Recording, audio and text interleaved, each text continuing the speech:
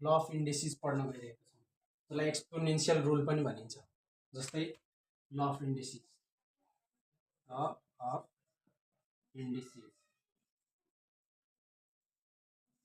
Number 1 मा हाम्रो के छ? प्रोडक्ट ल छ।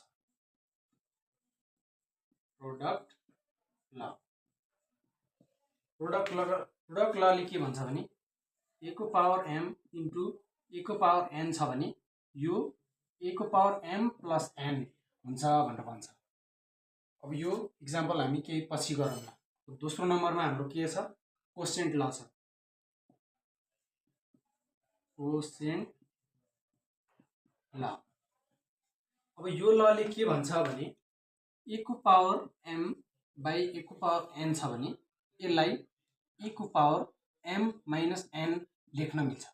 तर कब? जब a नट इक्वल टु 0 छ।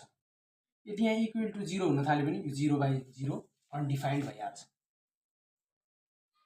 यो हुनु भएन, त्यही भएर a नट इक्वल टु 0 हुँदाखेरि a को पावर m बाई a को पावर n छ भने a को पावर m माइनस n लेख्न मिल्छ।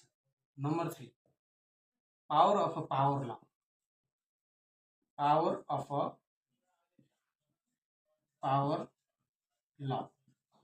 अब यो लले के भन्छ भने a को पावर m n छ भने a को पावर m इन्टु a को पावर n लेख्न मिल्छ भन्छ। यसलाई अब अल्जेब्रिक टर्ममा हामी छुट्टै पछि सोलुसनहरु गर्छौं। 4 नम्बरमा के भन्छ? पावर अफ अ प्रोडक्ट ल। पावर अफ अ प्रोडक्ट ल। पावर अफ अ प्रोडक्ट लले के भन्छ भने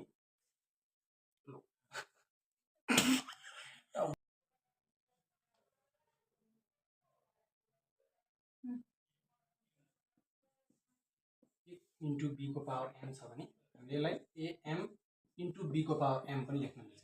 यो अल्जेब्रिक पछि सोलुसनहरु गरौँला हामी। 5 मा हाम्रो के छ? पावर अफ अ कोसेन्ट ल। पावर अफ अ कोसेन्ट ल। यो लले के भन्छ भने a को पावर बाई b को पावर m छ भने a को पावर m बाई b को पावर m लेख्न मिल्छ भन्छ। कब? जब b नट इक्वल टु 0 छ।